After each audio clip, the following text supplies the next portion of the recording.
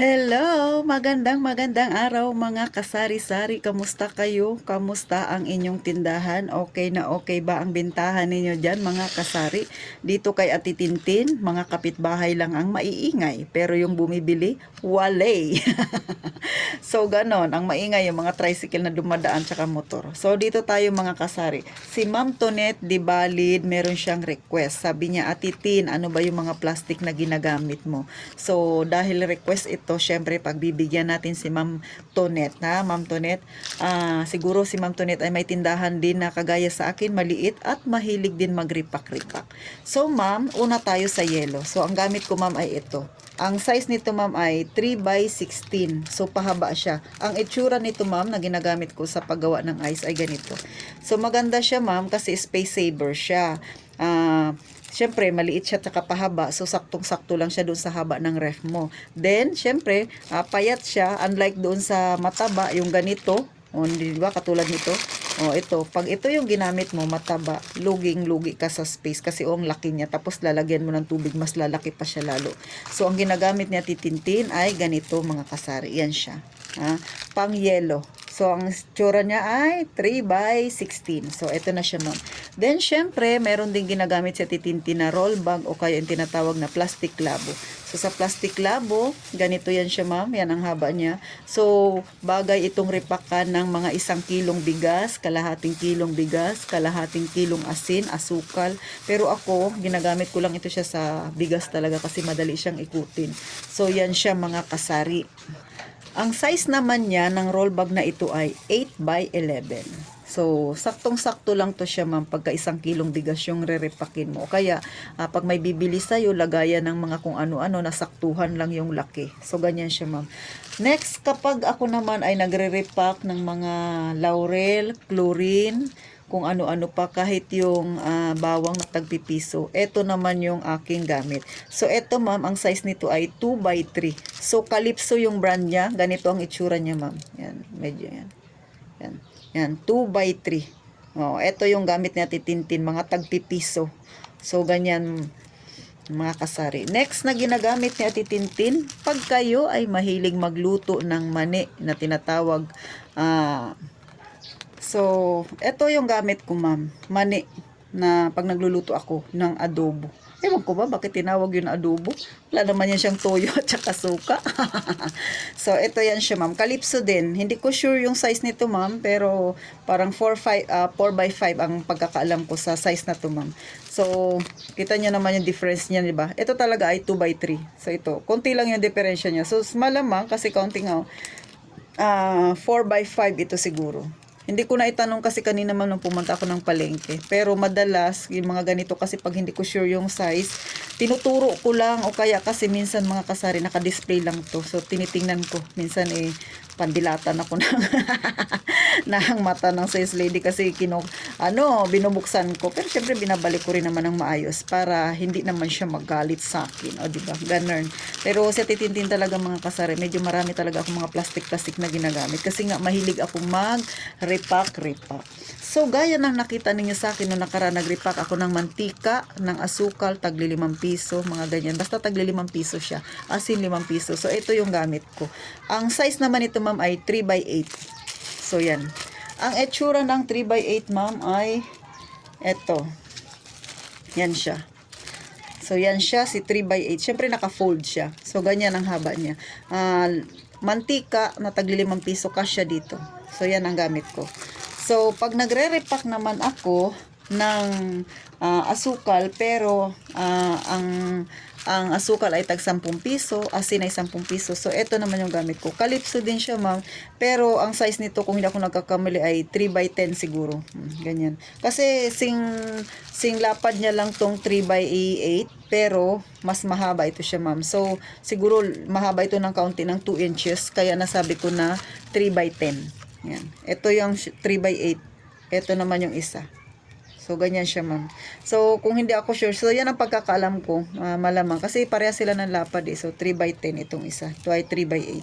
So, pwede mo siyang ripakan ng tag sa 10 pisong asin, 10 pisong asukal, at saka 10 pisong mantika. So, nafo-fold pa yan siya. Tapos, meron pa yan siyang hawakan, mga kasari. So, ganun. Pero itong 3x8, ginagamit ko to pag nagre-repack ako ng mga tuyo. Yung may kaliskis. So, ganun siya. So, ito yan siya, ma'am. Oh, yan siya. Ito yung 3x8. O, diba? Saktong-sakto lang siya sa 3 pirasong tuyo. Bili na kayo. 10 pesos. So, eto yan siya, ma'am. Ha? Ganyan ang itsura niya. So, next naman, ma'am, eto, ginagamit ko sa siomai ko pagka may nagti-take out. 4x6. Pero hindi ko siya natatali. Pinapahawakan ko lang sa kanila. Medyo makapal to siya. So, ang itsura niya ay ganito. 4x6. So, ito yan siya, ma'am. Then, yung isa ko pang ginagamit naman, mas malapad naman siya. Ito naman ay 5x6. Parehas sila ng haba pero mas malapad ito. 5x6 kasi yung siomai ko, kasya dito yung 10 pieces. So, ganyan siya, mga kasari. And, syempre, dito ko rin i-repack yung daing ko. So, ito. Itong daing na to, ito yung plastic na 5x6. O, diba? Medyo makapal siya, ma'am. Tsaka malinis siyang tingnan. So, ganyan siya. Bili na kayo ng daing. So, yan na siya, ma'am. Tonet. Sana po kahit papano may nagkaroon kayo ng idea. So, yan lang po yung aking mga ginagamit na plastic. Pero meron ako dyan. Meron din ako kumbaga may mga extra akong plastic dyan. Kasi nga, ayoko yung nauubusan ako. Lalo na kung ikaw ay mahilig mag-repack-repack, mga kasari. Depende po yan sa inyo. Siyempre, capital pa rin to. Kaya ako, ginagamit ko ito kung saan siya nakaukol, mga kasari. Hindi ko siya basta-basta ginagamit kung saan-saan lang. Maliban pa doon, syempre, iwas tayo sa paggamit ng maraming plastic. Kaya ang ginagamit ko lang ito sa repack-repack. Pero pagka hindi naman kailangan ilagay sa plastic, pinapabit-bit ko na yan sa kanila.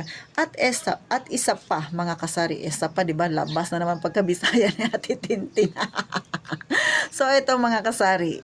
Kayo ba ay kagaya rin na Tintin, mahilig magtipid? So, kita nyo naman to. O, diba? O, pag bumibili ako sa grocery store, ito yung mga pinanlalagyan nila. Inaayos ko siya, mga kasari, ganyan. Bakit? Sayang pa. O, diba? Hindi ako bumibili ng plastic na kung ano-ano maliban sa re-repakan ko. Ginagamit ko ito kay customer. Ito ay recycle na. Bakit? Pinaglagyan na ito yo. So, yan. Binalik ko lang siya sa pagkakatupi, mga kasari. O, diba? O, ang dami-dami kong ganyan. Kasi nga, pag bumibili ng mga chicherya, mga kung ano-ano pa, konti lang naman yung binili, ipapabalot pa talaga. O, diba, mga kasari? Ganon, nakaka-relate ba kayo? Kunwari, halagang 20 pesos lang, pakibalot. Sus, Mariusip, alam na nga, bawal ng mga plastic, maghanap pa talaga yan ng sandubag. Aywan ko ba to sa mga customer natin, mga kasari. So, si Ate Tintin nakaisip ng ganun. So, mga kasari, ito ay piece of advice ko sa inyo, di ba?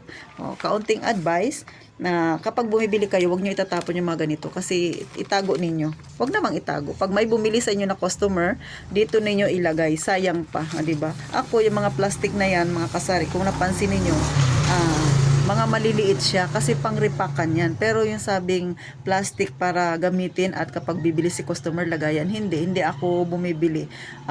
Yung mga plastic na galing ng palengke, lalo na kung malinis naman, ginagamit ko, yun ang tinatago ko siya, yun ang pinaglalagyan ko ng kanilang pinamili. Tapos sinasabi ko sa kanila, alam nyo naman na bawal na ang plastic, lalo na yung mga sandubag na yan. Kaya magdala kayo ng plastic pag marami kayong bibilhin. So, ganon. So, pagka medyo marami silang pinamili at medyo magaan lang, etong galing din sa grocery store na ginamit nila sa akin. So, tinatago ko yan, inaayos ko siya. Kasi okay pa naman siya, di ba? Yung ganito, yung brown na bag. Ganyan. So, kesa bibili pa ako, ay magiging puhunan ko pa yun. Di magkano na lang ang kikitain ko. So, si Ate Tintin, ganyan, kung magtipid para, syempre, yung tubo mapaikot pa natin kesa ibili mo ng plastic na yan na paglalagyan lang nila. So, paano, mga kasari? Sa'yo Ma'am Tonet. Sana po may nakuha kang kaunting tips kay Ate Tintin at sana magtipid-tipid tayo. Huwag ninyong itapon yung mga ganito. Hanggang dito na lang ang vlog ni Ate Tintin. Magkita-kita tayo sa susunod na vlog ko. Sa mga hindi pa naka-like dyan, pa-like naman. At hindi pa naka-subscribe, please mga kasari, kunting tulong nyo na kay Ate Tintin at sana ma-share nyo rin sa mga kagaya ninyong may maliit na tindahan para magkaroon sila ng idea at kaunting tips kung paano mapalaki ang kanilang tindahan. At saka syempre yung mga style ni Ate Tintin, kahit papano malay ninyo meron kayong makuha kay Ate Tintin na makakatulong sa inyong maliit na tindahan para mapalago ninyo ng maganda ang inyong maliit na negosyo. So paano mga kasari, palaging sinasabi ni Ate Tintin, mag-iingat tayong lahat palagi.